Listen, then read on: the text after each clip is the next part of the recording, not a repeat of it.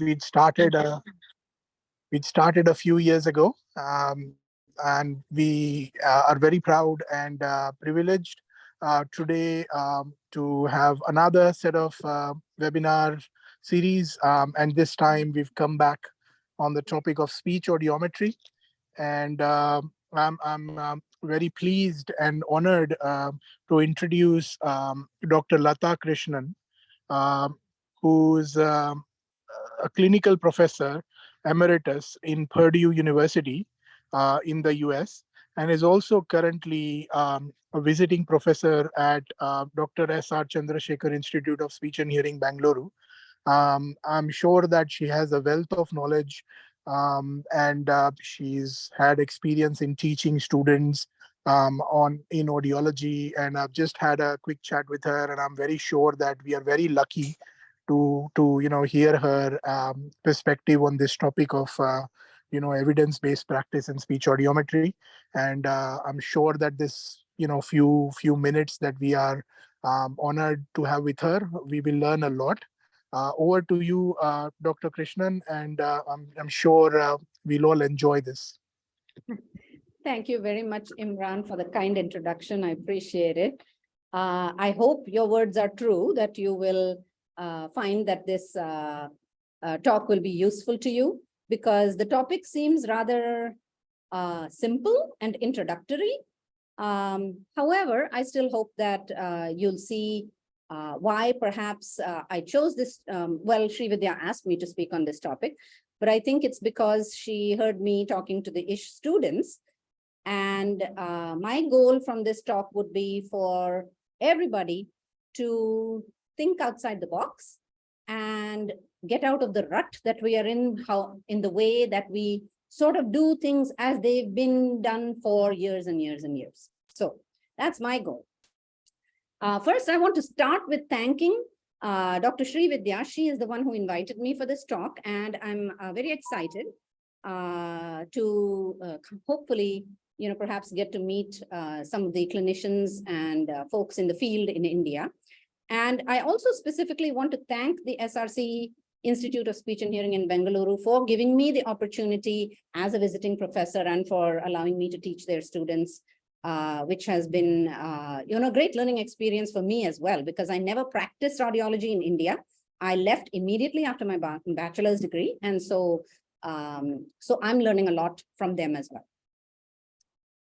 So a little bit about me. So I actually got my bachelor's degree in speech and hearing from All India Institute of Speech and Hearing in Mysore. I went to the US immediately after, and I got my master's degree in audiology from Rush University in Chicago. And then I practiced as a clinician in a hospital for 2 years, and then I joined the university. So I've been in university clinics since about 1992. And I was at the University of Tennessee for the first 6 or 7 years until 98. And then I moved to the to Purdue University, and I was there until last May 2022. And I did a whole variety. In Tennessee, I was doing only clinical supervision. That's all. But at Purdue, because I stayed there for a long time, I also did my PhD while I was there at Purdue. I got so many opportunities to do so many varieties of things, starting, of course, with clinical supervision, but then classroom teaching. I led study abroad programs. So I developed study abroad programs. I took students to Zambia in Africa. I brought students to India and to Trivandrum and worked with the National Institute of Speech and Hearing in Trivandrum. And that's another, I should say thank you to them, but I didn't on this particular topic. They were not involved in setting this up. So anyway, I ended up having a lot of wonderful career opportunities at Purdue.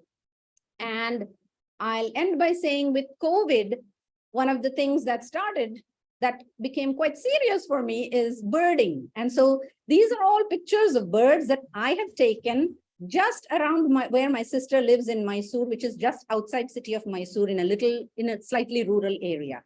And so this is my sort of passionate hobby now, and we don't call it bird watching. Once you become more serious about it, you call it birding. And so this is what I do in all my spare time. So that's about me.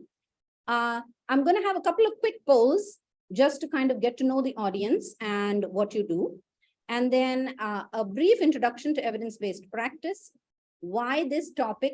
So I'm going to call it value-added tests in speech audiometry, a term used by Jay Hall, and then kind of actually talk about EBP or evidence-based practice in speech audiometry. Sorry, she's already put the poll up there, but let me say that you can, I'll pause for questions and comments throughout.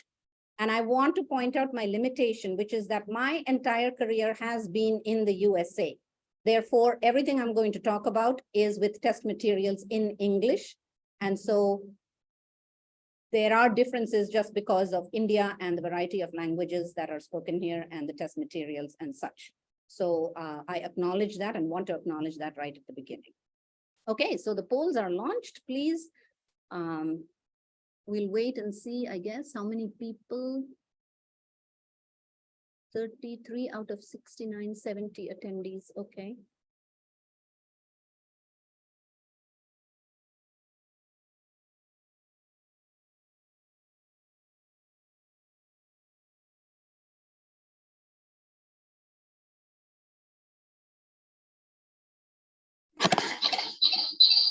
I still see people answering, so we'll let it go until we see it pause. Now, someone in the chat says no audio, so I'm not sure. I hope you can hear me. Yes, ma'am, we can hear you. Okay.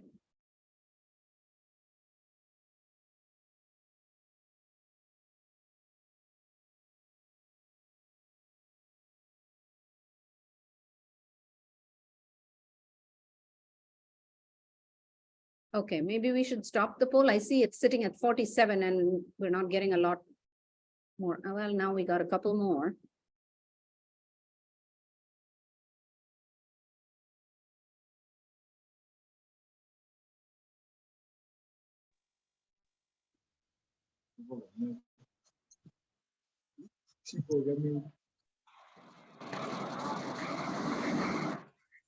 Okay. So have we've stopped the poll?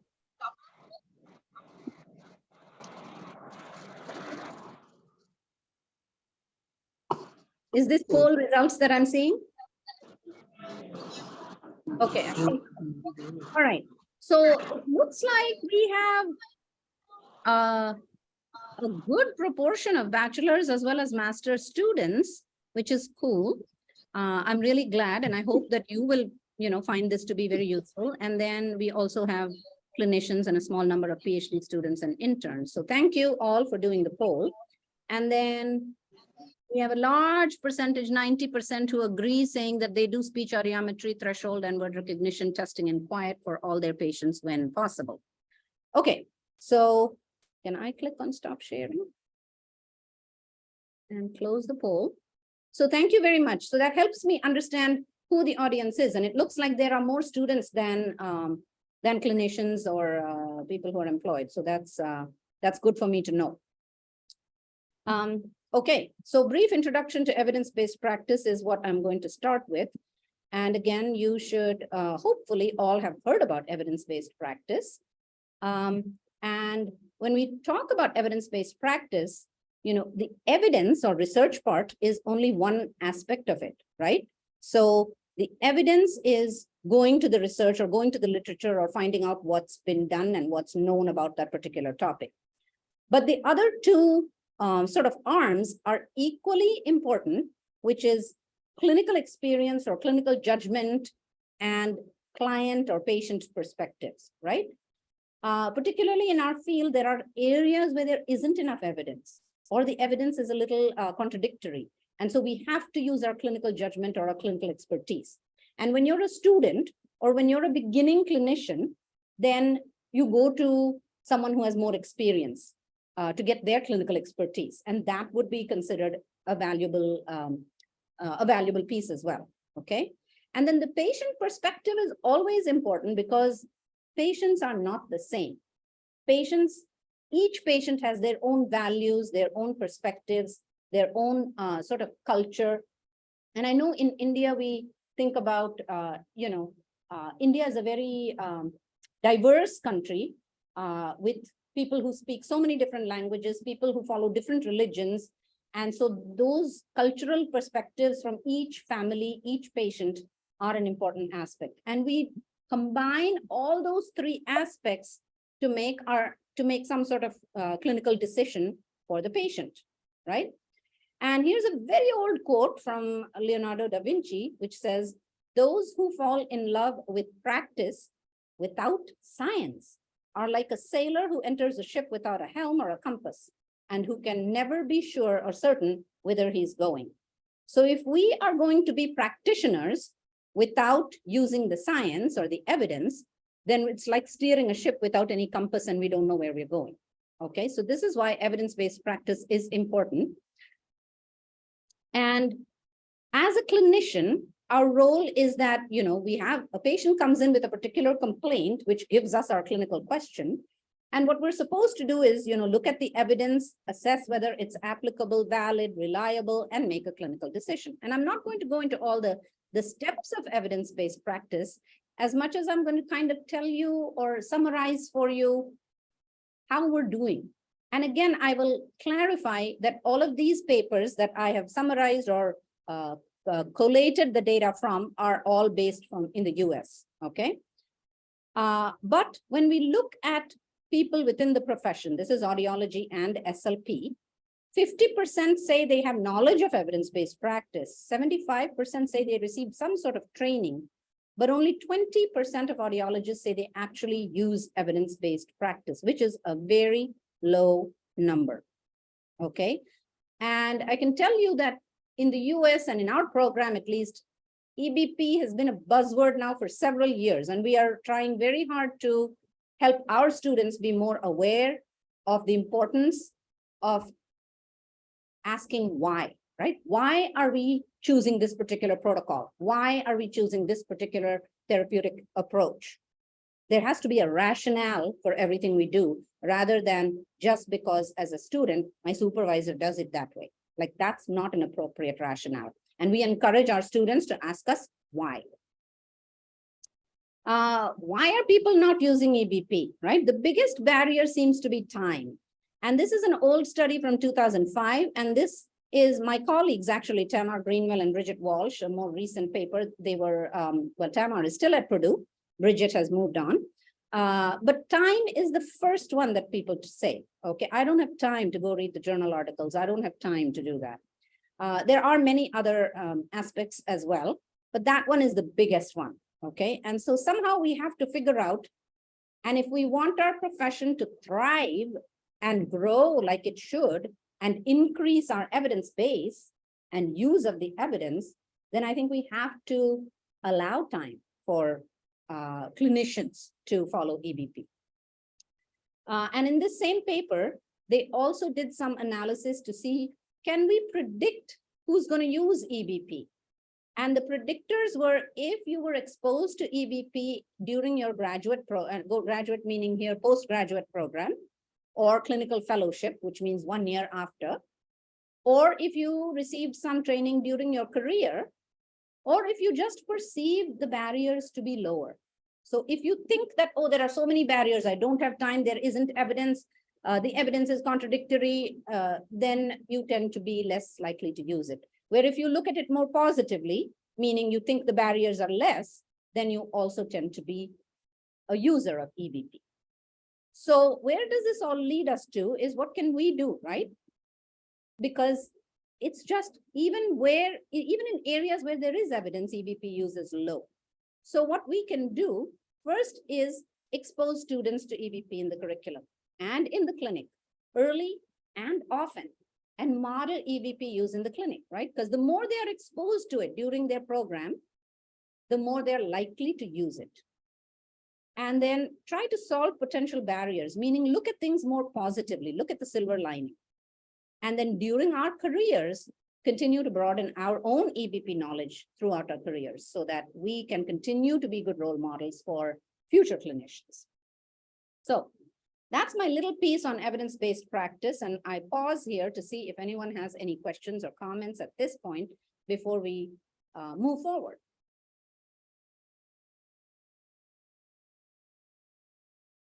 I see a question in the chat. Can we get slides after the end of the session? I've sent a PDF of the slides to Dr. Srividya. I'm not sure what Isha's policy is in terms of sharing those, but I'll be happy for them to be shared. I'll share it, ma'am. I'll share it in the chat.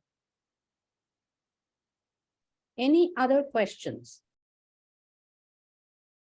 I see people are still being admitted, so this is good, I guess. 99 participants. Okay. Okay, well, hearing no other questions, I'm going to move on to kind of the next segment, which is why this topic, right? And it just, you may be thinking this is so elementary. We do speech audiometry all the time. Why are we talking about speech audiometry? There are so many other more important topics, right?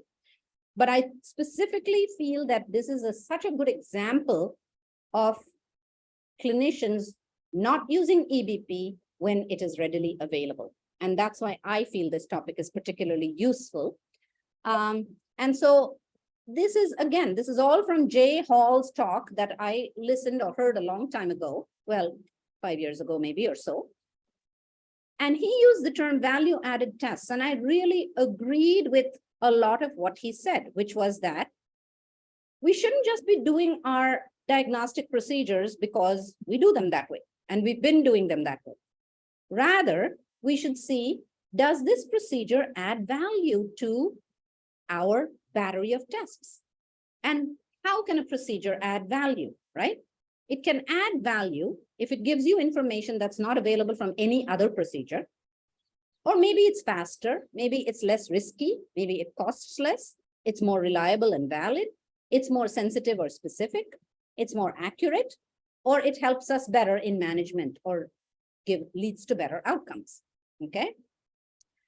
And so when we look at older procedures that we've used, right? And older procedures, meaning those that have been around for some time longer, for example, emittance tests like tympanometry and middle ear muscle reflex, they always add value because there's no other procedure that gives you that information that tympanometry and emittance tests can give you. They are objective. They give us very valuable information about aspects of the auditory system and auditory structures, right? Now, a newer procedure, which came about in the 1970s, is otoacoustic emissions. Also, almost always adds value, right? Especially in pediatric assessments, it's part of our test battery, and we typically try not to let a child get away without doing OAE testing, okay?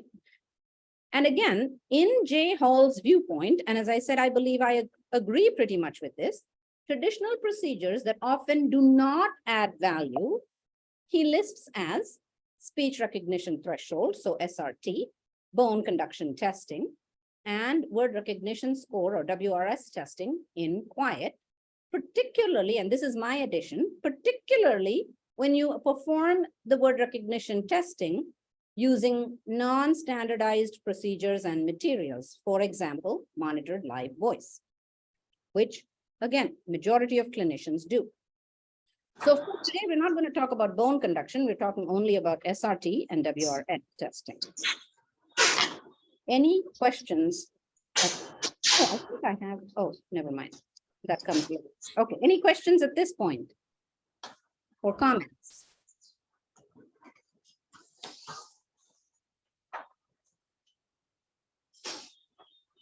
Okay, I didn't hear or see anything in the chat, so we'll keep moving forward.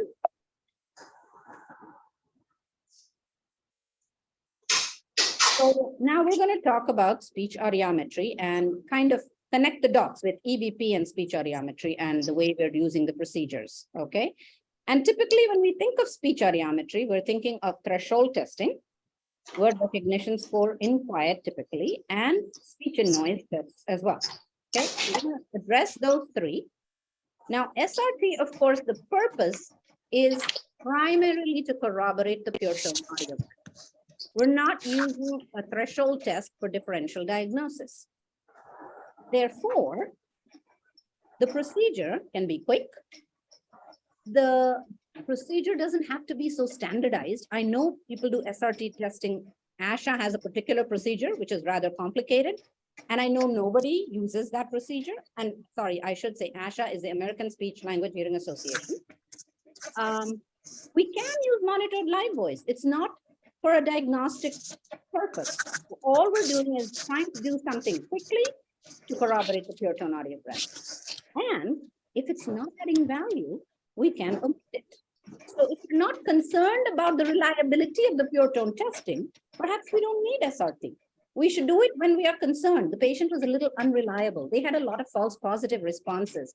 Let's do SRT to make sure. Otherwise, SRT is just a piece that's done because we always have been doing it. Okay.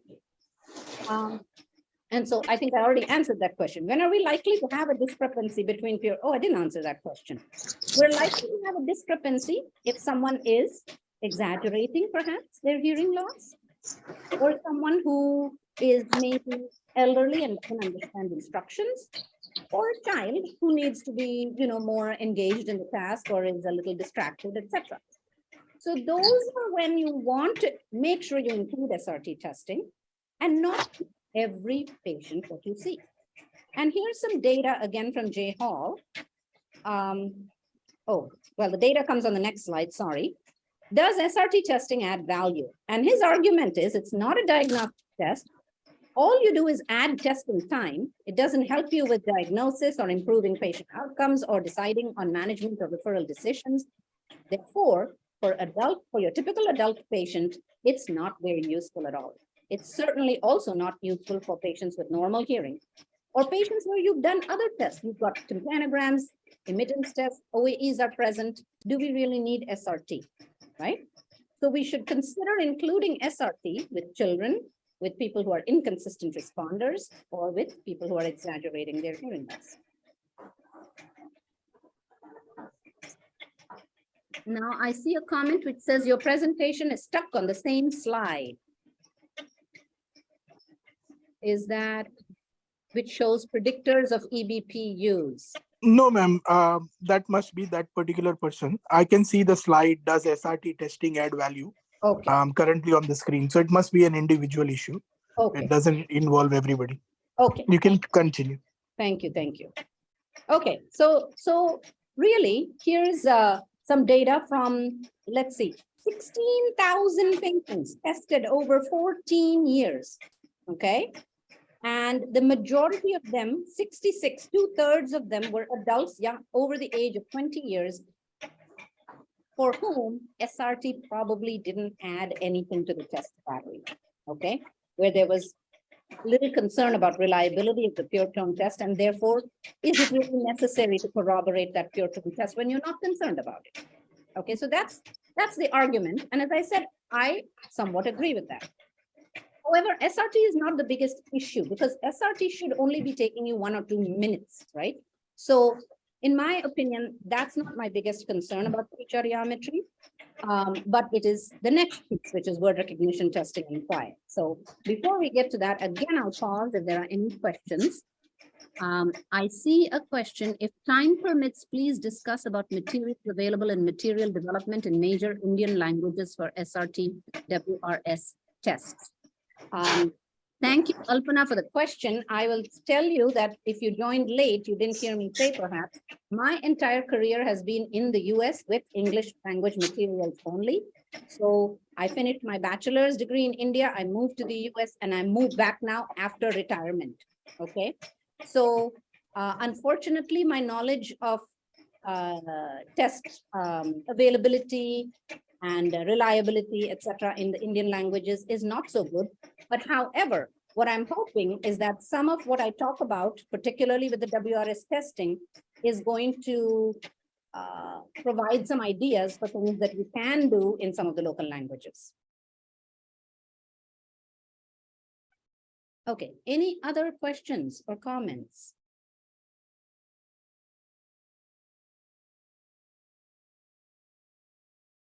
Okay, then we'll move right along. And so this is, I'm not sure if in India, when we say pet peeve, like this is one of my pet peeves, which means that it is something that frustrates me greatly, okay? So when we think about WRS testing, in quiet. The goal is really, we're trying to just obtain the patient's best possible score under ideal conditions, right? They're inside a test booth. We're presenting it in quiet. What is the best possible score they can get? Now, how we use this score then is for a couple of different reasons.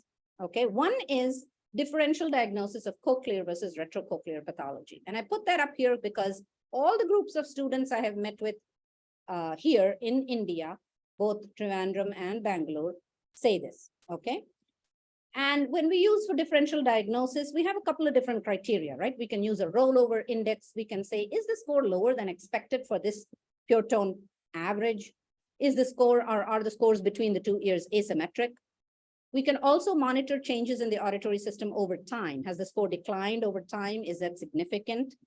And then, of course, we counsel regarding communication outcomes. So if we want to utilize WRS testing for this first purpose, which is differential diagnosis, then we really must be performing the test using evidence-based protocols. We must, okay? Which means that we must use standardized materials and standardized procedures and an adequate presentation level to obtain the best score. And so I'm going to talk about each of those three things in the next few slides. So when we say procedures, we have to make some choices as a clinician, right? Am I using monitored live voice, or am I going to use recorded testing? Am I going to use a full 50-word list or a half list of 25 words? And how am I going to select my presentation level? What level am I going to choose to try and get this best possible score? And I'll talk about each of those. So this is, again, not a new paper. This is from 2008. This is Ross Roser and Jackie Clark from the University of Texas. And the article was titled, Live Voice Speech Recognition Audiometry, Stop the Madness. And again, this is an article that I'm in complete agreement with, okay? And here is a data plot from this article. And it's comparing, this is just right ear, this is left ear. The top line is monitored live voice. The thicker bottom line is recorded presentation. Same patient, okay? And you can see that there are a few ears where the live voice and the recorded are about the same. But you can also see that for many of them, the live voice and the recorded are very different. The scores for the recorded presentation are far poorer. For 72% of the ears, the scores were significantly poorer on the recorded tests. And recorded tests are not anything new that we're recommending. If you look back at Carhart 1946, he said phonograph presentation increases stability of conditions. And we ought to know better than by now, right? From 1946. So what we're, this of course is complicated in India. And I'm acknowledging that a second time because of the many languages. And then the other factor of the tester not knowing the language. So I may not know Kannada. How do I administer a test in Kannada? How do I score if the patient is responding correctly in Kannada or not? When I don't know the vocabulary and I don't know the words, right? Those are just not acceptable, I would say, right? If I don't know Kannada, I should not be administering tests in Kannada, okay? And so what this paper really hits home is that monitored live voice tests must not be used for differential diagnosis of cochlear and retrocochlear pathology. However, if we poll the people, 63 to 82% of audiologists, and this is in the US, still use monitored live voice testing. So the evidence is here. This is evidence that monitored live voice testing overestimates scores.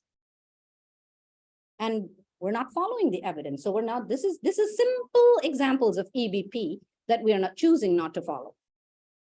And then this is a far more recent paper with pediatrics, similar findings.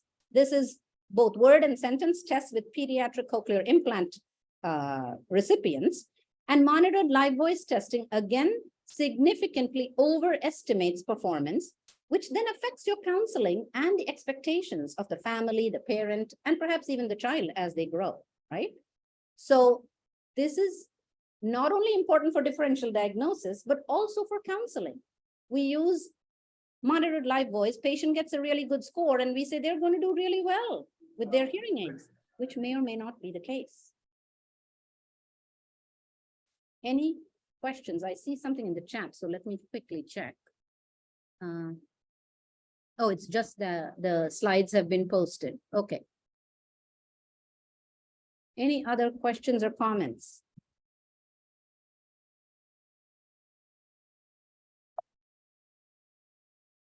Okay. Now, full versus half word list. Now, the English word lists were all developed as 50 word lists.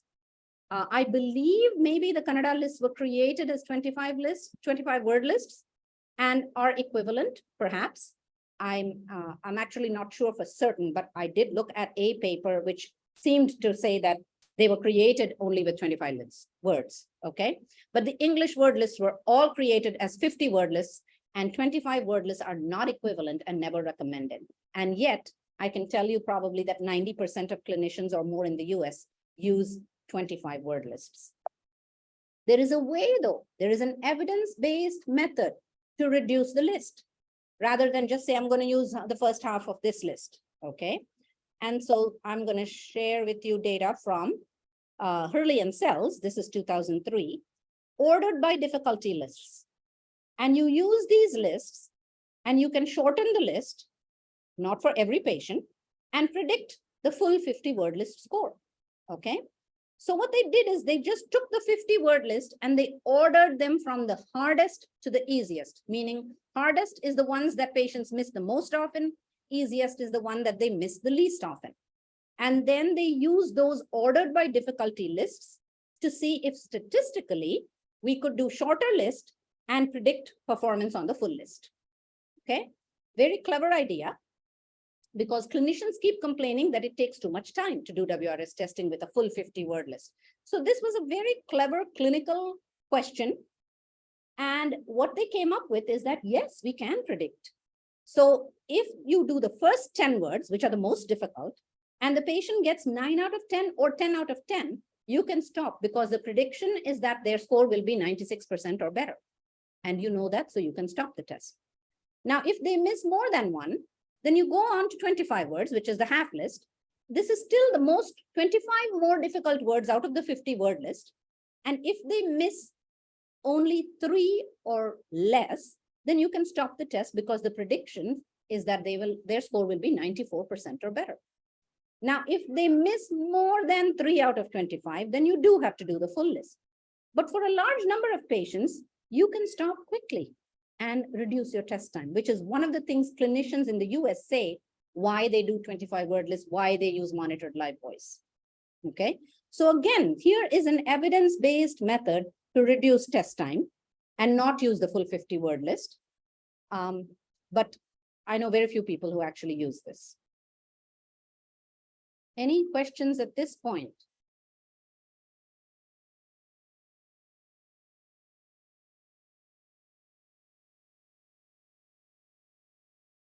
Okay, I'll keep going then. Okay, so then the next choice we have to make. So we have to choose monitored, live voice, or recorded. And I'm trying to convince you that you should be doing recorded. And then you choose full or half list, right? And in English, you should be doing either full list, or you should be doing the ordered by difficulty list, which are available on CD, by the way. And then we have to choose what level are we going to present the test, okay? The most common procedure used by clinicians is SRT plus 40 or SRT plus X, some number above the SRT, okay? And again, here's a study. This is Guthrie and McCarthy, 2009. And they compared different presentation levels. So they compared 5 of them, okay? Here's SRT plus X, this column, okay?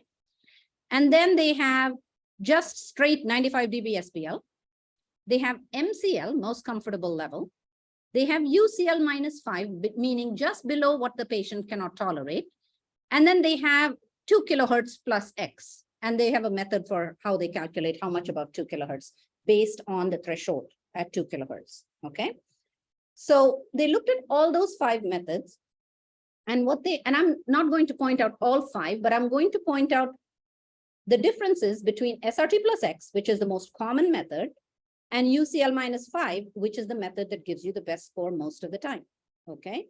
So in the case of mild hearing losses, it doesn't matter what method you use, okay? Mild hearing losses are hearing losses less than 40 decibels. You can use any method and the scores are not significantly different. But for moderate hearing losses, for moderately severe or severe losses, and for steeply sloping losses, UCL -5 gives you significantly better score than SRT plus X, okay? So again, we have an evidence-based method of how to select the presentation level to do the test. But this is 2009, we're at 2023, and I can tell you that most clinicians in the US still are using something like this.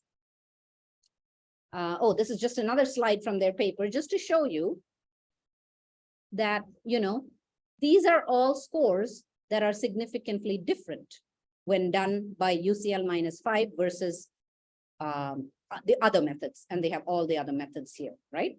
So UCL -5 gives you a different score compared to all of the other methods. So the evidence tells us that UCL -5 provides the greatest audibility, which gives you the best possible score. Yet the most common method still used is, of course, SRT plus X. So just to summarize, regarding test procedures, recorded materials, full word lists, and UCL -5 are what the evidence is telling us to do in terms of performing WRS testing. And again, I see something in the chat, so I'll take a quick look. Can you share the USA-based words? Those are just the NU6. We use NU6 words most of the time. There are also, those should be available, I believe. But I can look at that, yeah. NU6, and then the second most commonly used is the CID, Central Institute for the Deaf, CIDW 22 word lists. Those are the two that are most commonly used.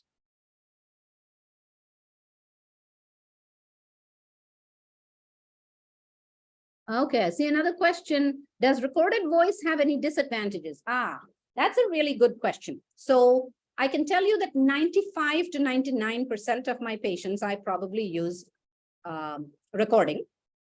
Every so often, you get a very elderly, and my patients, my oldest is 102, okay?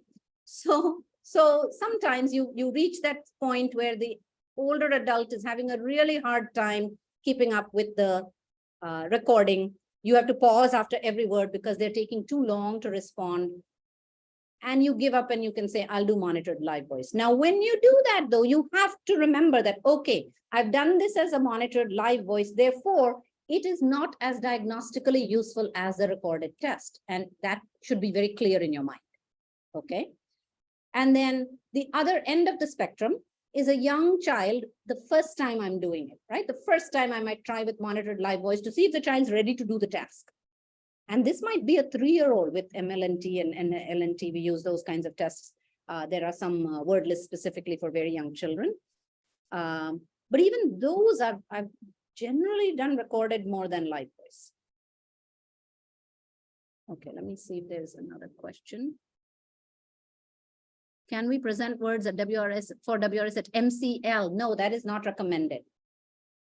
The purpose is to provide as much audibility as possible, which is basically what UCL -5 is doing, right?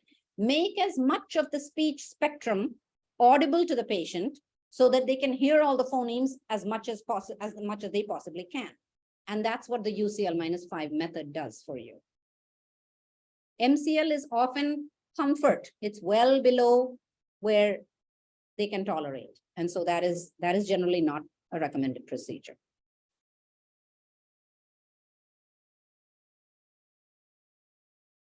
Any other questions? Thank you to those of you who are asking questions, because I really do appreciate. It's very difficult on Zoom to be interactive. And so,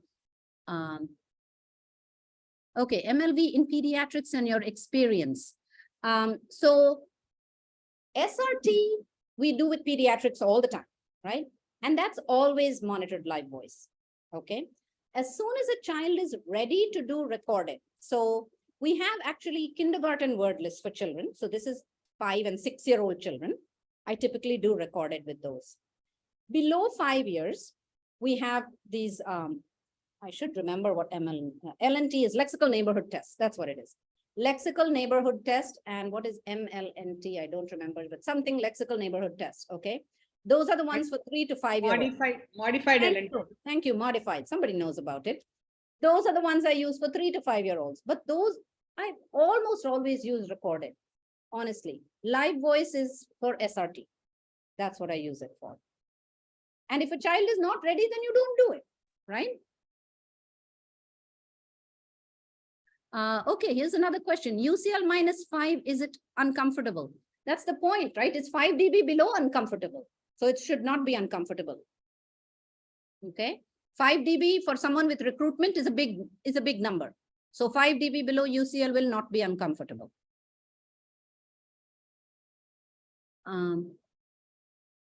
Any other research studies that have proved utility of UCL -5? I would have to search and go look. This is the one that that I've generally used with my students, and this is the one I'm using here. Okay, what are your experiences with using live voice in rehab, example, CI and hearing aids? I'll say that I don't use word recognition testing for aided testing at all.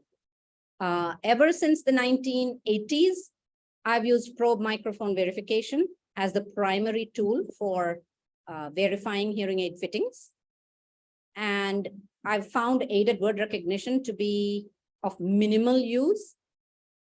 Sometimes you'll have 76% unaided and 72% aided.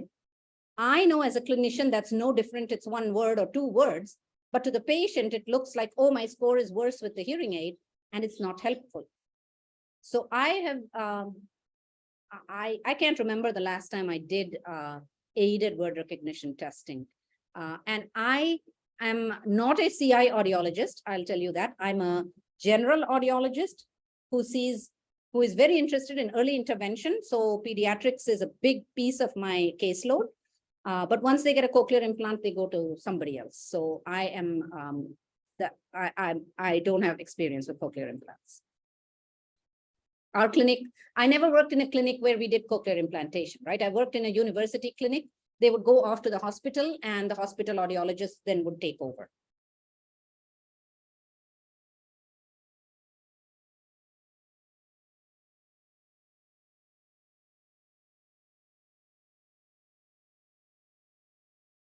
We can continue, ma'am. Okay. Thank you for all the questions. Okay, so now if we come back to purposes of WRS testing, right? So let's say we perform the test accurately using evidence-based protocols. So we are doing recorded testing, we've used the word list, we've done an appropriate level, etc. Then perhaps we can use this for evidence-based methods for differential diagnosis and monitoring, right? So I mentioned rollover. Is the score lower than expected? Are the scores asymmetric? And I know that people will just look at the scores and say, oh, there's an asymmetry. Well, there are evidence-based methods to do this as well, okay? So rollover index, which is nothing new at all, it's been there for a very, very long time, does depend on the test materials, okay? So if you're using Indian language tests, here's a research study for somebody to look at rollover index in your materials, with your materials, okay? Because you can see that the original Jirgar and Jirgar was 0.45 using the Psychoacoustics Laboratory 50 word list, but then it was changed to 0.35 using the NU6 words, okay? However, the outcomes are that we should use recorded testing and at maximum tolerance, which means don't stop at 90 dB, right? Many people will say, oh, I did it at whatever, SRT plus 40, and then I did it at 90 dB. You may see the rollover beyond 90 dB. So do it at maximum tolerance, which is back to UCL -5, okay? And rollover was seen, and I just picked a couple of studies, I'm sure there are more, in 40 to 56% of confirmed cases of tumor, which means that the sensitivity of rollover index is not very good, right? less than half or about half of the cases only will show rollover. So it's not a very sensitive test. If we think of, okay, my score is lower than I expect based on the pure tone average.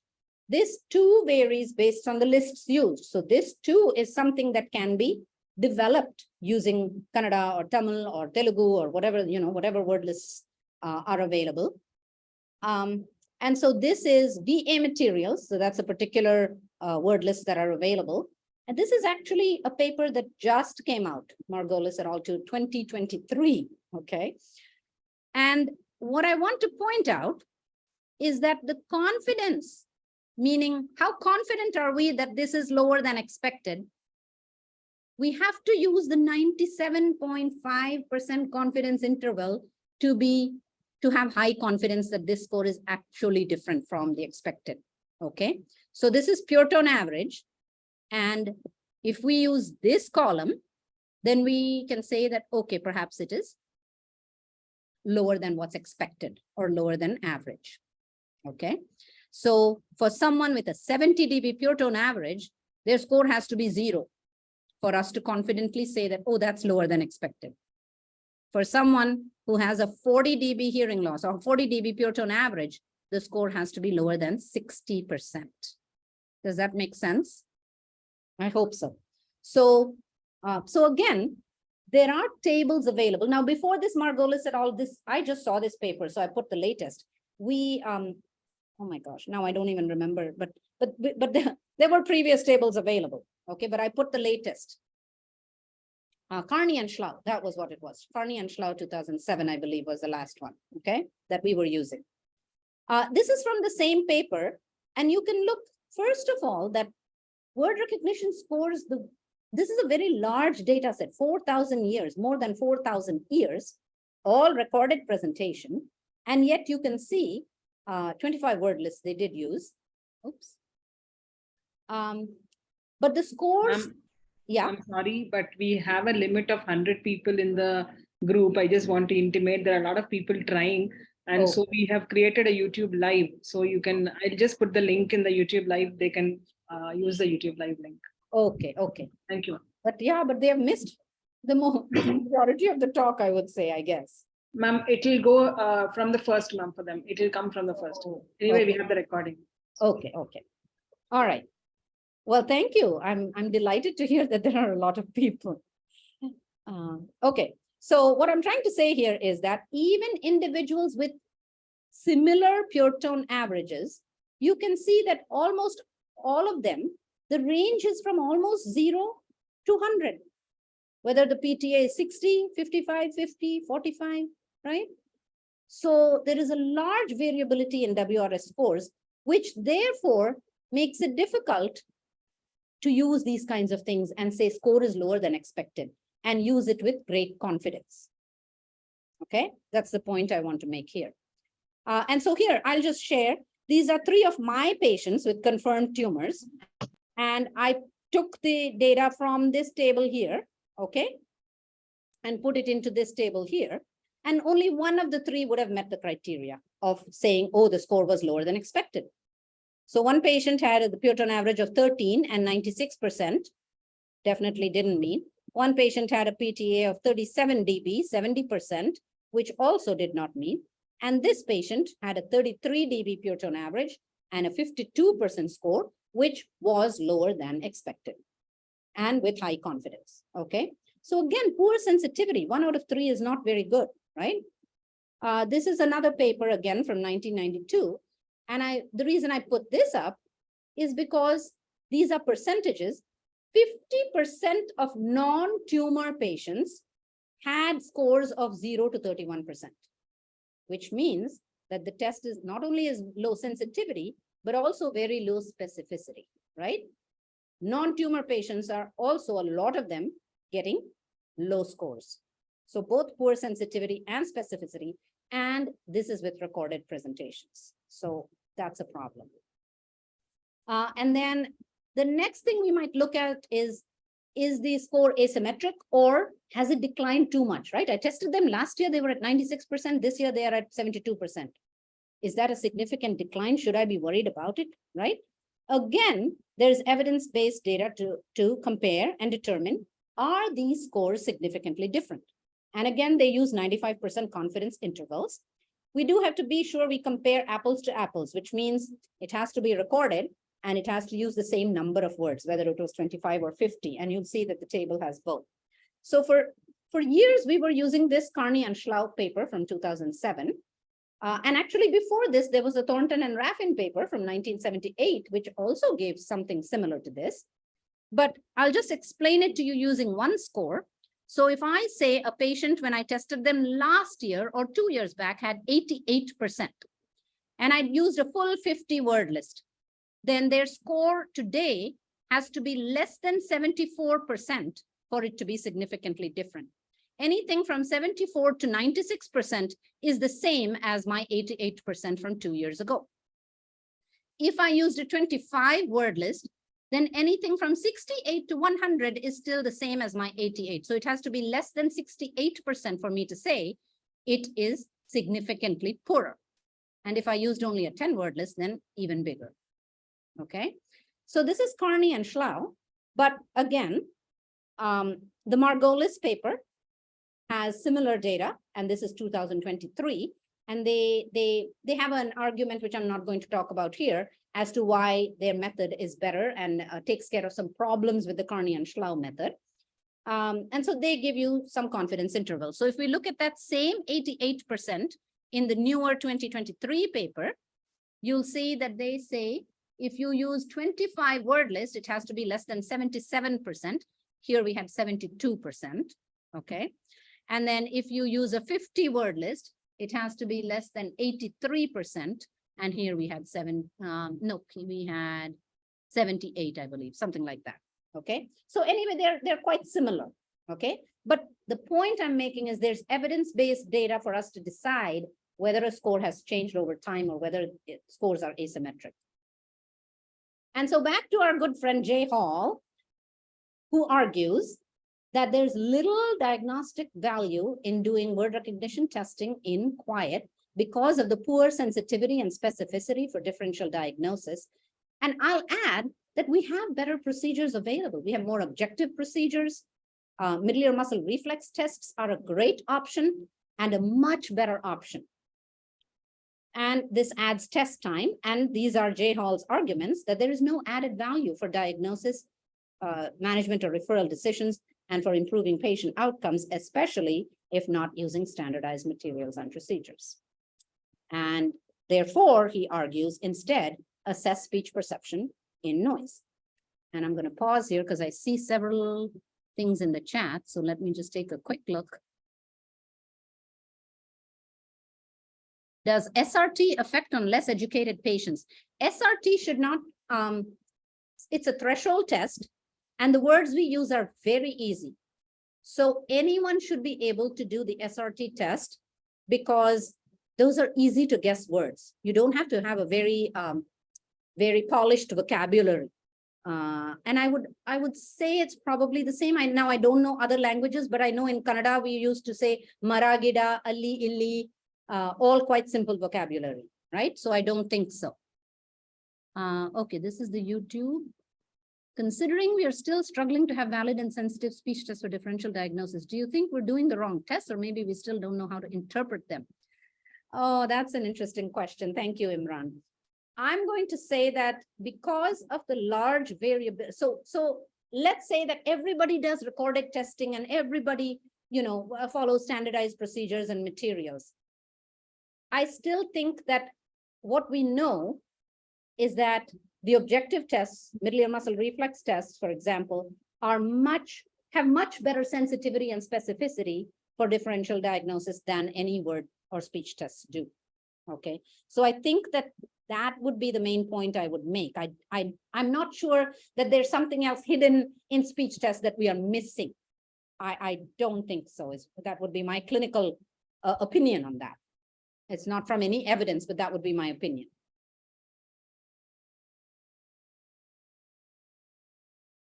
Thank you again for all the questions. I do really appreciate that.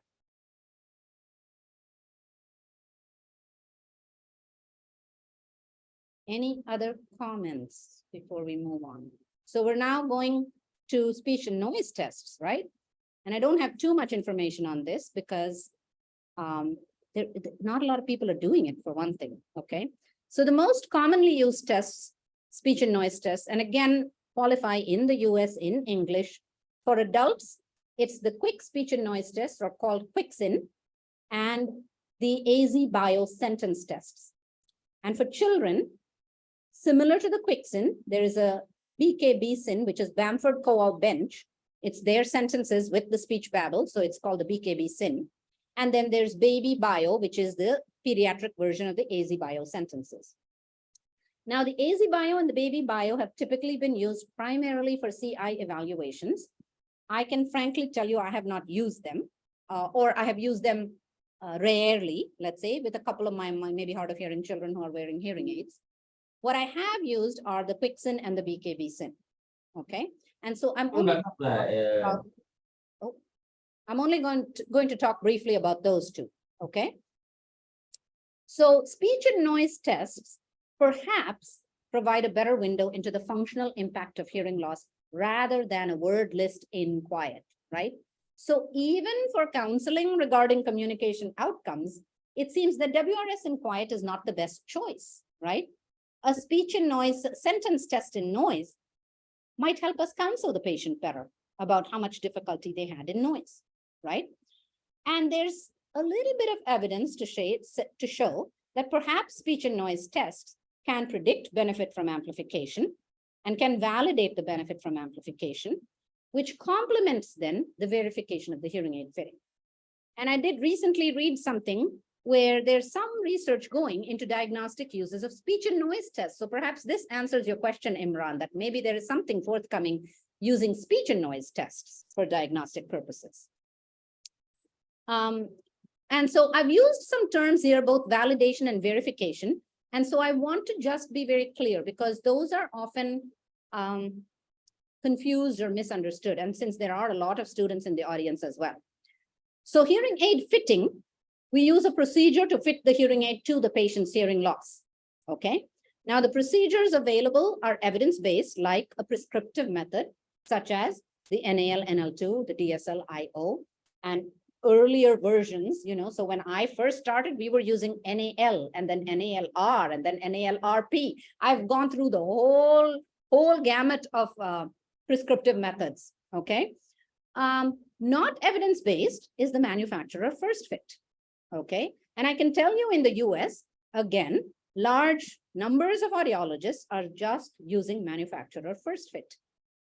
Again, this is another one of my pet peeves. It's not the topic of today's talk, but fitting using manufacturer first fit is not a good idea. Okay. So what is verification then?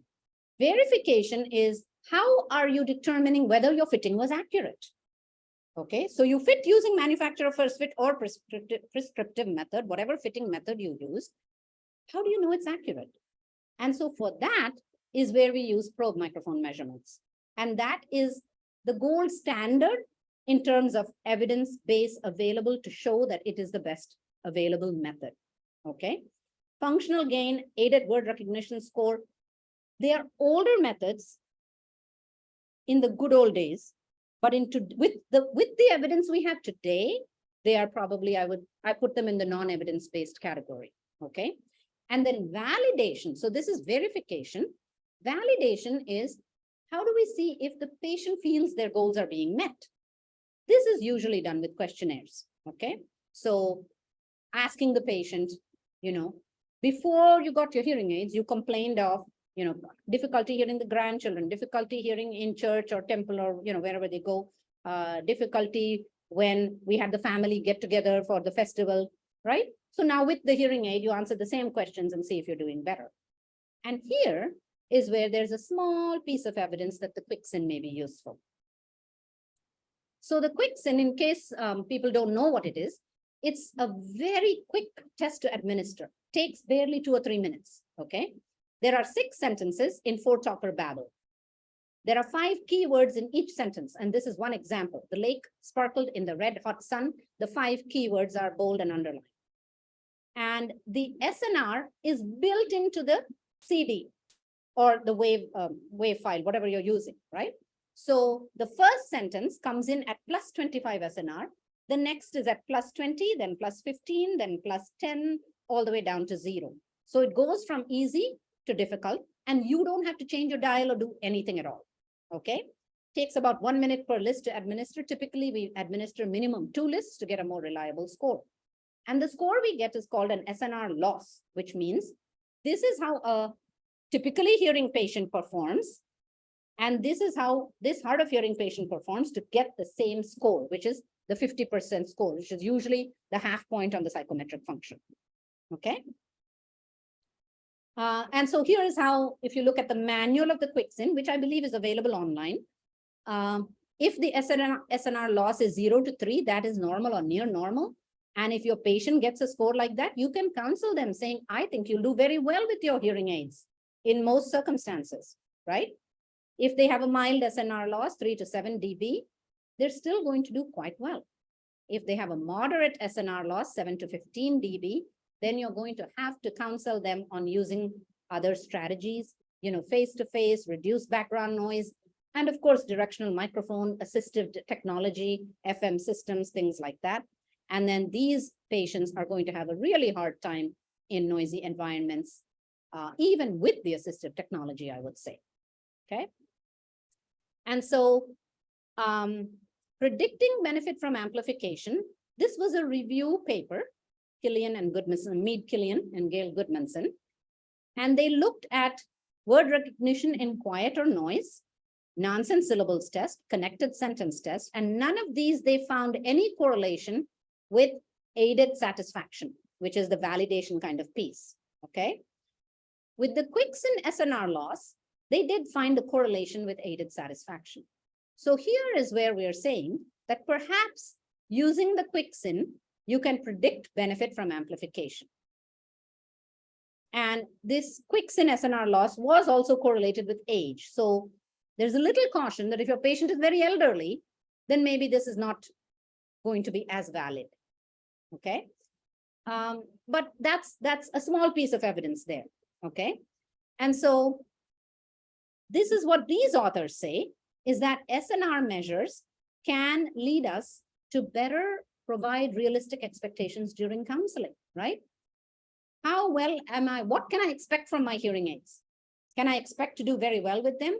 Or should I counsel them to say, you know what, when you're in a noisy environment, and I can tell you, India is far, far noisier than the US. Anywhere we go, even in the home, the traffic noise and the hooting and the horns on the street make even the house noisy, okay?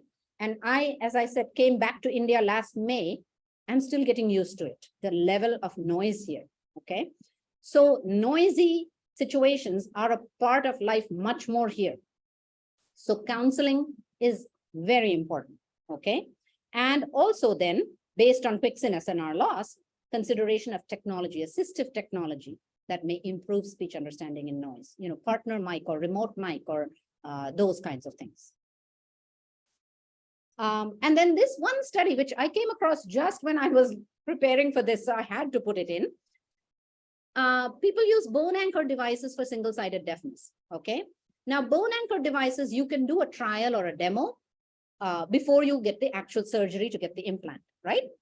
And so this was a very interesting study where they administered the Quicksin with the speech babble or the noise directed towards the better ear and the sentences to the affected ear. And they did this pre-op with the demo device and then post-op with the implanted device. And they found no difference in scores. So this means that the pre-op score can predict the post-op performance. So if they do well with the demo device, you can counsel them and say, hey, you're likely to do well with this. Look, this is exactly how you'll do once you get the implant. So that was a nice little piece as well. In terms of validation of benefit, of course, we can compare unaided and aided Quicksin. Okay, and that is a better tool than unaided and aided WRS in quiet. Okay, so back to counseling regarding realistic expectations, consideration of hearing assistive technology. Those are the kinds of things that the speech and noise test is going to give you. And again, here's a study, again, not new, this is old, And this I took from my slide set actually on importance of importance of prescriptive method rather than manufacturer first fit. But I think it makes sense here as well. So if you look at the blue bars or light gray, that is manufacturer's first fit. If you look at the golden yellow bars, that is fitted to NAL NL1. So this is an old study, NL1. And you can see that if you fit to NAL NL1, the SNR loss is much better than if you use manufacturer first fit. So not only are we not providing adequate amplification, but we are also not providing adequate speech and noise performance. We can improve speech and noise performance by using better methods of fitting hearing aids. So that's a little aside, but regardless, it's a way of doing aided and unaided and validating. And then just quickly about the BKB SIN, which is the pediatric version. The differences are that there are 3 to 4 keywords per sentence, and the SNR ranges from +21 to 0 or -6. The beauty of this is that there are age-rated norms available. The manual has norms for the test with inserts, but I've typically used it for my hard of hearing children, aided, and there are sound field norms available as well, because when I'm doing aided, I'm doing it in sound field, okay? It is also recommended as one of the tests in the pediatric minimum speech test battery, which is a really nice paper, again, if you're using English materials. And you can use this then to justify hearing assistive technology at school. And for me, this was important because in the US, the school is required to provide assistive technology such as remote microphone or FM to a child if it is recommended and written into their individualized program, okay? And so I cannot finish any talk, like usually my talks have cases interspersed throughout. In this case, it was hard to do that and I didn't do that, but I cannot end a talk without at least some case illustration. So my last slide is this, where I'm going to show you 2 6-year-old children. And I put their pictures as well, because these are children. Sophia, I knew from when she was about 2 years old. She's now 10. And this is little Sammy, and I knew him since birth, and he is now 7. No, he's now 9. And I knew his big brother too from birth, who both of them are hard of hearing, okay? These are both when they are 6 years old. And I did the aided BKB SIN test. And you can see this is all recorded, okay? And you can also look, 6-year-old, here is CD, recorded, CD, recorded, okay? So very rare for me to circle MLV over here, okay? So Sophia's aided BKB SIN score was 3 dB. And Sammy's was 5.75. And here's those norms from that Holder et al. Paper for 5 to 6-year-olds. And it is 3.1 dB is the mean with a standard deviation of 1.5. So Sophia is doing quite well. Sammy would benefit from remote microphone or FM technology in the classroom because he is having trouble in a noisy environment. So I think that is all I have. And in conclusion, I'm hoping that what I leave you with is that it's time for us as a whole profession to just stop doing things just because it's the way we've been doing it for many years, and to do better at incorporating evidence even into our most basic clinical protocols. And this is not related to speech audiometry. This is actually a paper that came out in Audiology Today about probe microphone measurements. So I told you about the Roser and Clark 2008 speech recognition audiometry Stop the Madness. And we titled our paper, Probe Microphone Verification Stop the Madness, to encourage people to consider using probe microphone as the gold standard for hearing aid fitting, okay? And this was what we wrote in that paper. And I'm just putting it up there. I don't know if you can read it, but I'll leave it up there. And I'm looking at the chat box to see. Okay, in the Guthrie, let me go back. Guthrie and McCarthy, difference between UCL -5 and SRT plus 40, was it statistically significant? Yes, it was. Okay, UCL -5 just gives the maximum audibility. That is my conclusion, I guess. Importance of spin test in differential diagnosis. I don't think we have that information yet. I think what I read was that there's some research going on at Stanford about using this for differential diagnosis. But to my knowledge, I don't think it's out yet. I hope I'm not wrong. Are there any conditions in which WRS is highly recommended and adds value? Well, I would say if you're doing recorded, I think it does add some value, right? The problem is when you're not doing recorded, right? Because then 2 years back, and I was in a university clinic. So patients come back, and I've seen patients, I have patients I saw for 20 years, 24 years, I was at Purdue. So I have some patients that I saw from 1998 all the way till when I retired, okay? How many different students tested that patient? If it was live voice every time, there is no accurate comparison possible. But if we did recorded each time and I saw changes, that is possible to compare, okay? So I think there is value, but we're not, if we don't follow the standardized procedure, then the value is completely lost. I think those are all the questions I see in the chat. Any other thoughts? I do have a list of the relevant references, which are, I didn't put the references related to the EBP and things like that. These are all the speech audiometry references.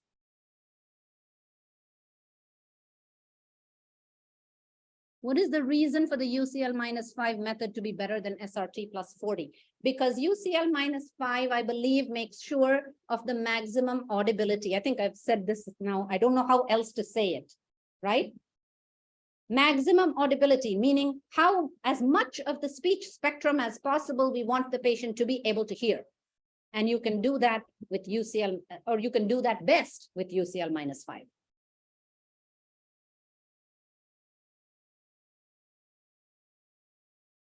And again, I want to say thank you very much, Srividya, if you are still here. Thank you so much for inviting me to do this. And I hope very much that it was useful and makes you stop and think. Think about just the daily routine and rut that you're doing, and perhaps some change can happen for the better. Thank you, ma'am. We'll wait for a few minutes, ma'am. I think the questions will come up. Yes. Sure, sure.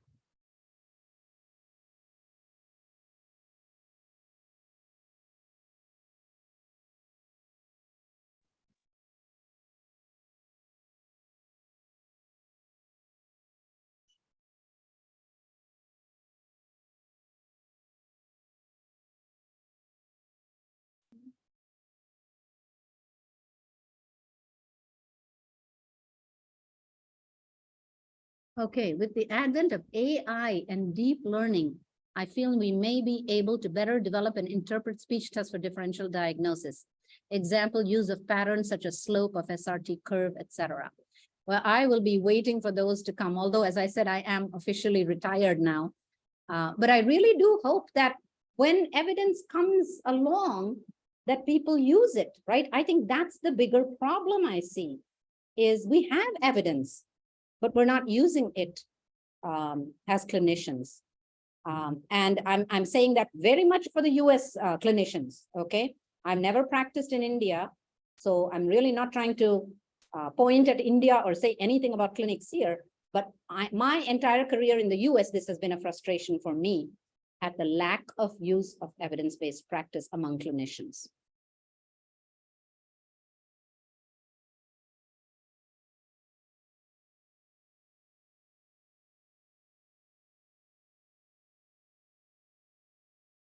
Thank you so much for the comments.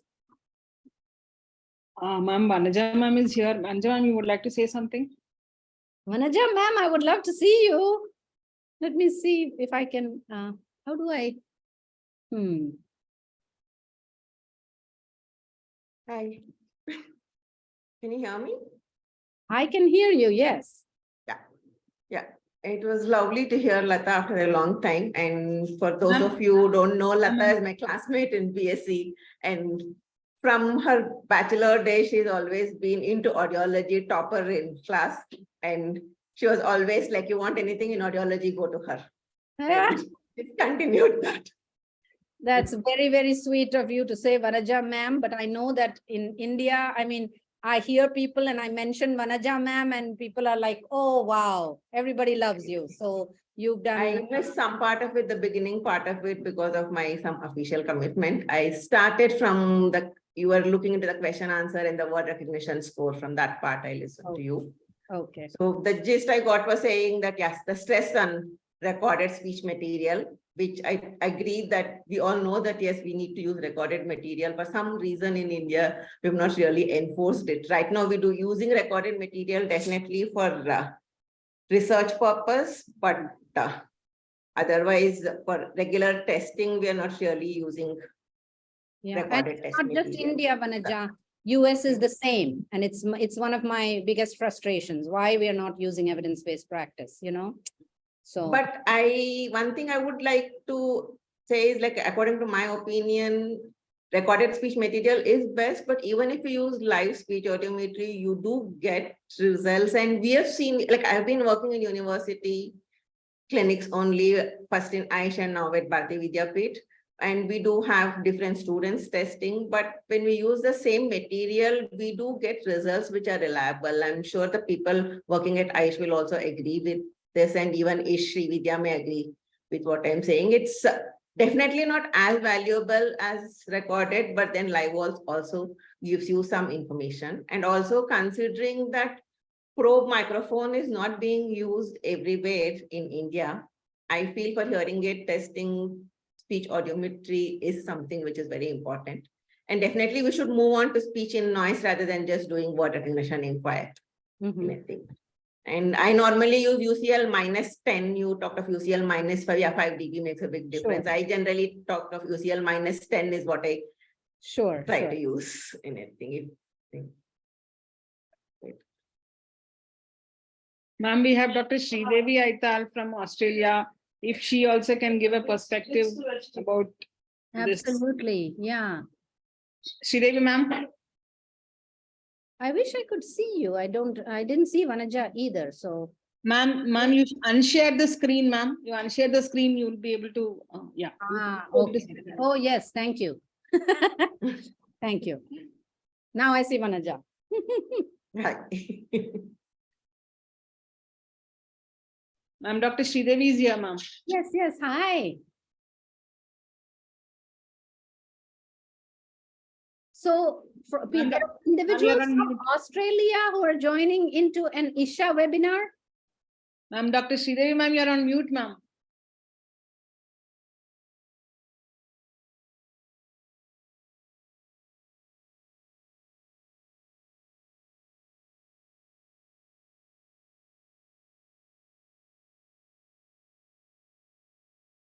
So maybe someone else can tell me. Man, and we can Okay. see Aita Yeah. sir also. Venkatesh, come over. Yeah. Hi, Latha. Thank you so much for your talk today. Yeah, we do. I do more of pediatric cardiology, and then, but I think I'm not in so much of with the pediatric diagnostic. But then I use a lot of testing materials for the cochlear implant candidacy as well as for the follow-up. So that's where I use the speech materials. But with the younger children, I tend to use more of live voice with the nature of the population. But with the older kids, I try to use the recorded NU chips speech testing, which is similar to the picture identification. Or if it's a slightly older kids, then I use the recorded speech sentences. Yep. Right. Yep. Yeah, I just feel like, again, my career has been entire in the US, and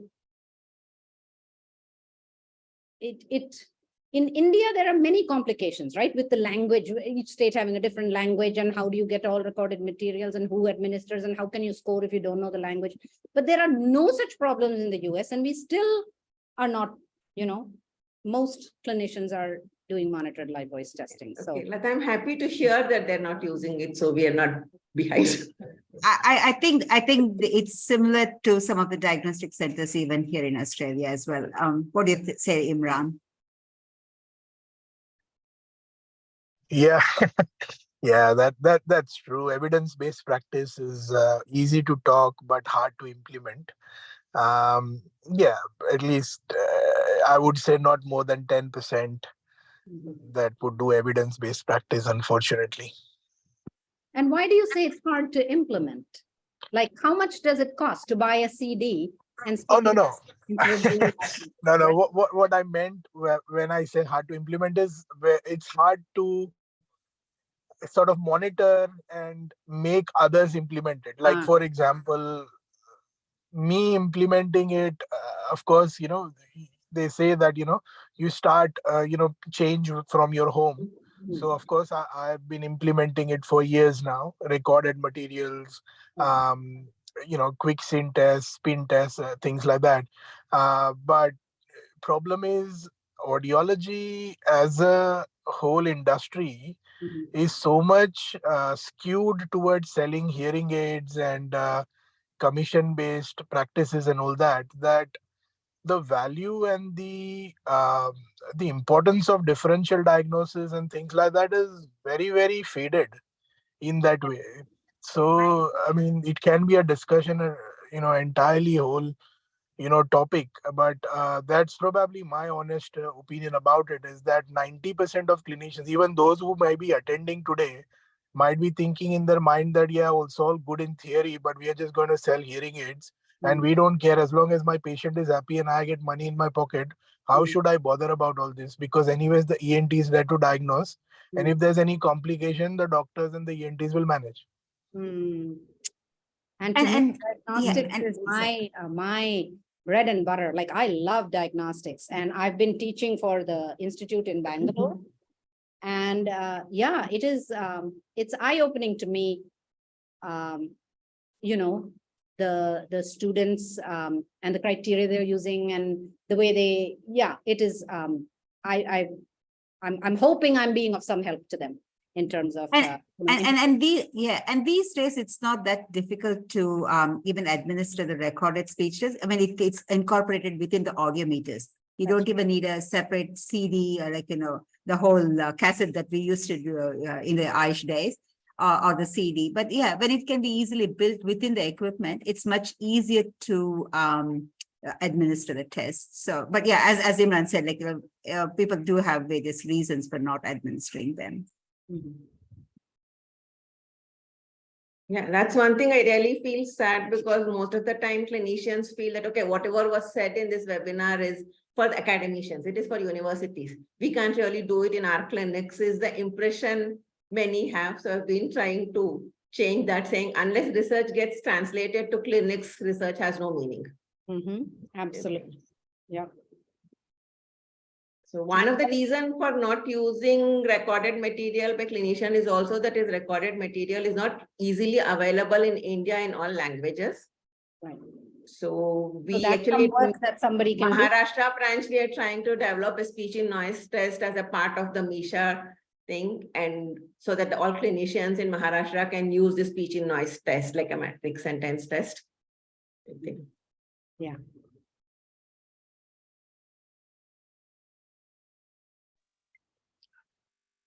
I think one of the reasons for the disconnect, like Vanaja ma'am said, between academics and translating that into practice, according to me, like I come from both sides as academician at one point of time and as clinician at this current stage. I think that it's a failure of the academicians that they're not able to relate and translate what's been taught, what's been evidence, for making it sensible for the practitioners to actually implement. That's No, my honest what would opinion you about it. expect the academicians to do, Imran? I really don't understand that part of it, No, I because think like you said, I belong to, I'm an academician, but hardcore clinician in heart. So Yeah, I think also, after people do the pure tone, I think that's kind of taken as a standard, and speech testing is kind of taken as a bit of an additional thing, and that you need the time to do that. Though it is a necessary component of that, we don't give as much importance to that as we give for a pure tone threshold, which doesn't really give much information about their functional performance, unfortunately. Yeah.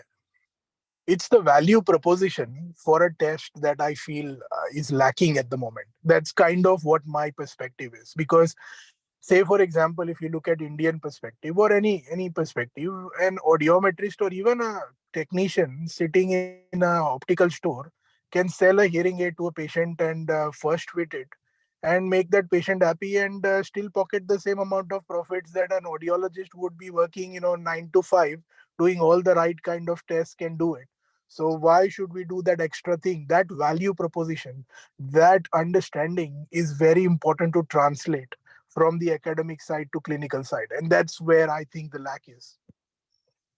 And especially in India, with the conflict of different people selling hearing aid, like starting from the DHLS and the graduate, we have this difference between DHLS and graduates in bachelor's, audiology and speech language pathology. I keep saying you have to show it in terms of the test you do. What is DHLS, Vanuja? Diploma. Okay. Diploma holders. Okay.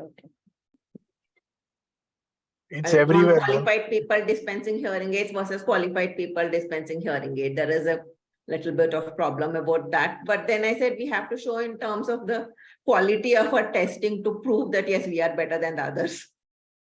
Actually, there is that same problem in the US as well. I can tell you that. So that is not just an India problem either.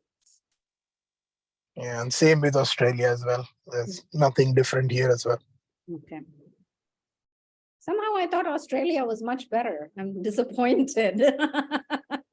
Well, if you look at the way the education system works in audiology in Australia, you can have any science based undergrad degree and do 2 years of masters of clinical audiology and become a qualified practitioner and practice audiology. Whereas, for example, somebody in the US, you need an AUD degree for 4 or 5 years after an undergrad degree. Or in India, you would need at least a bachelor's degree to be able to practice, which is like 4 years. So that itself tells you the whole story. So there isn't a bachelor's degree in speech or audiology or anything like that? There is, but very, very rarely people would do it. Like I would say about 10-20% of people who would actually pursue a master's of clinical audiology would already have a bachelor's in speech and hearing sciences, but that bachelor's does not qualify them to practice. So it's kind of not very useful if they're going to not use that to pursue their masters in that field. Okay. Oh, I absolutely did not know that.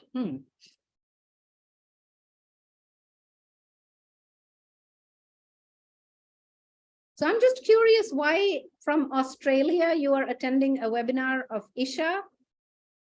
Ma'am, he's the coordinator also, ma'am, along with me. Coordinator of the SIG. Yes, ma'am. Okay. Education and knowledge should not have any boundaries, ma'am. I think that's how the world has become, It's isn't just it? wonderful. I was just curious. Yeah.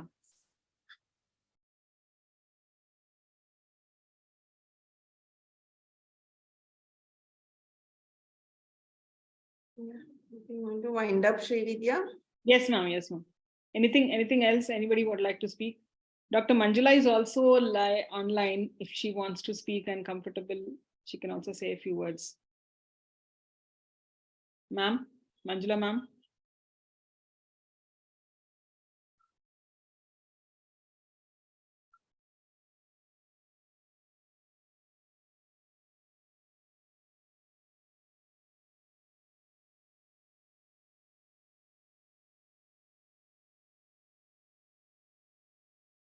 Okay, Imran. So the 100 people who are attending or more is because they are required to accumulate so many hours. No. This doesn't give any CID points, Latha. It is Latha. No points. Yeah, no credit points for attending this. This is only out of interest that we organize this.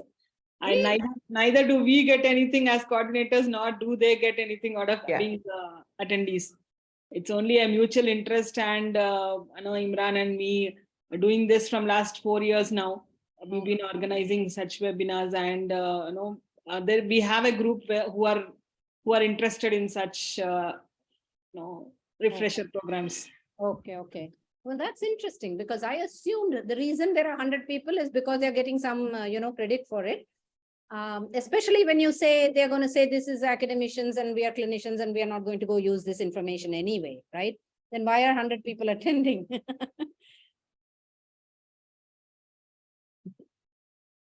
Interesting. Yeah. Vanja ma'am has been there right from the first webinar I've been conducting. She's always, any series I conduct, she'll be one of the speakers, and she's always been encouraging. So, speakers like her, I mean, even Dr. Madhuri, Dr. Manjula, all of them had been encouraging us to go ahead and organize. In fact, they'll give us ideas who can be the speakers, who can be the topics. So they kind of organize this. Yes, I see. Srividya and Imran have been very active in doing this. Okay. So it is their brainchild. This whole SIG is their whole. Okay, okay. Yeah, I see a comment from Varsha, and I totally agree. This is the same in the US as well. We're pressurized to complete the testing quickly by the referring ENTs. The value of diagnostics and test battery approach is not respected by ENT as well as patients. Well, I'll tell you my little story about that. Soon after I finished my master's, we moved. My husband got a job at the University of Pittsburgh. So I finished my master's, we moved there, and I was looking for a job. And the first job I got was in an ENT clinic. And it was somewhat far away. And at that time, we were new, we didn't have much money. I used to take a bus and go somewhere far away to this ENT clinic. And I did that for 6 months. And it was the least positive experience of my whole career. And I have decided, that memory itself, I don't even think back to that time. And so I was immediately looking for other jobs, and I got a job at a hospital in Pittsburgh. And from then on is where my career came up, because that was the case in that ENT practice, right? It was hearing aid sales, quick diagnostics. We were treated like technicians. Now, I will tell you that I have heard from colleagues and students of ENT practices where the audiologists are very much respected, where their input is valued, where their expertise is sought out. But my experience was quite negative, and I decided I would never, ever work in an ENT practice after that 6 months. So, you have to find the good ENT practice, unfortunately. And I think there are far fewer than the ones where it's like, get the patients in and out the door as fast as you can so we can get the biggest revenue.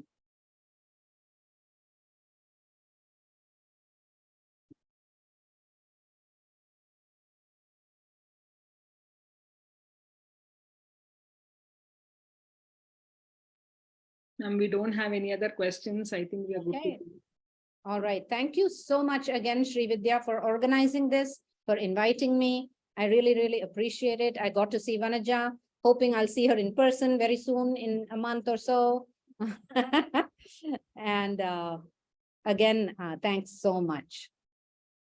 Thank you, ma'am. Thank you for always being there. Every time I ask you to talk, you're there. Well, I say I'm jobless. I'm doing odd jobs. Let me just say that. I shouldn't say I'm jobless, but I'm doing odd jobs at the moment after my retirement from Purdue. I'm actually, that's called expertise talks, ma'am. Actually, just I don't know who are all. Are there still a lot of people here? 50 people still there. Okay, then I won't say anything. But privately, I can tell you, Srividya, later on. Okay, what my next step is happening. There's a small step happening here. And we had around 100 people on Zoom, around 50 people on YouTube watching live. I mean, okay. I'm just impressed. So many people when there is no CEU or anything like that. Like, that's crazy. I don't think I would do it if I was not getting a CEU.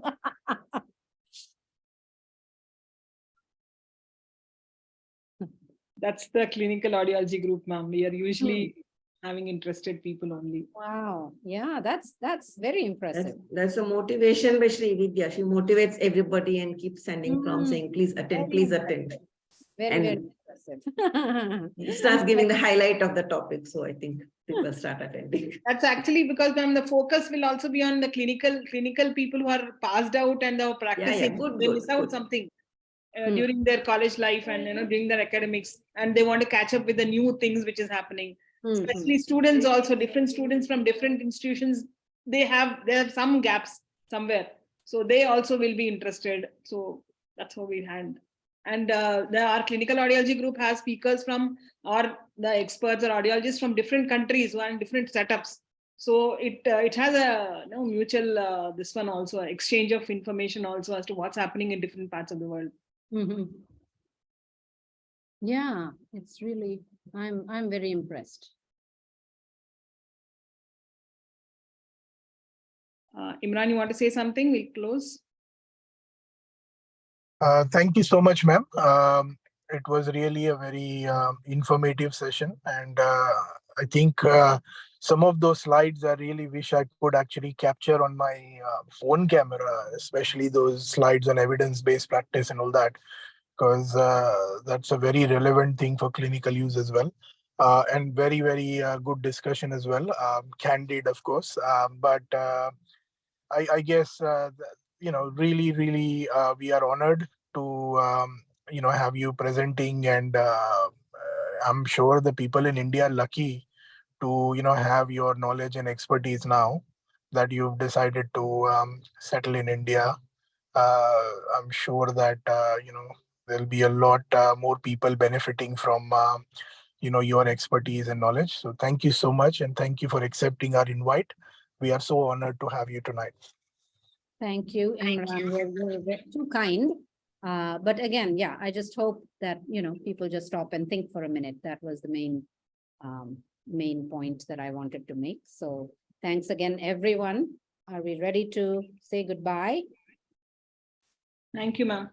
Okay. Just for the thing that the whole recording would be there on YouTube, that same link, ma'am, if anybody has missed it and if anybody wants to see. And the slides have been posted in the chat, and I'll again post it on the YouTube link also, so they will be able to take help of it. Thank you, ma'am. Okay. Thank you for the consent for the video recording, ma'am. Thank you. Absolutely, sure. All right. Thank you so much. Bye-bye. Thank you, Vanaja, ma'am. Thank you, Srividya, ma'am, if she's there. I don't know. Yeah, I don't know if Shri is there, but anyway, Shri and Venkatesh was there also with her behind her. So thank you both also for attending. That was very kind of you to do. Actually, Dr. Lakshmi and Dr. Madhuri were also there. I think they just left. Okay. All right. Thanks so much. Bye. Thank you, ma'am. Thank you, ma'am. Yep. Bye-bye. Bye, ma'am. Shweta, we can stop the recording and close. Yes, ma'am.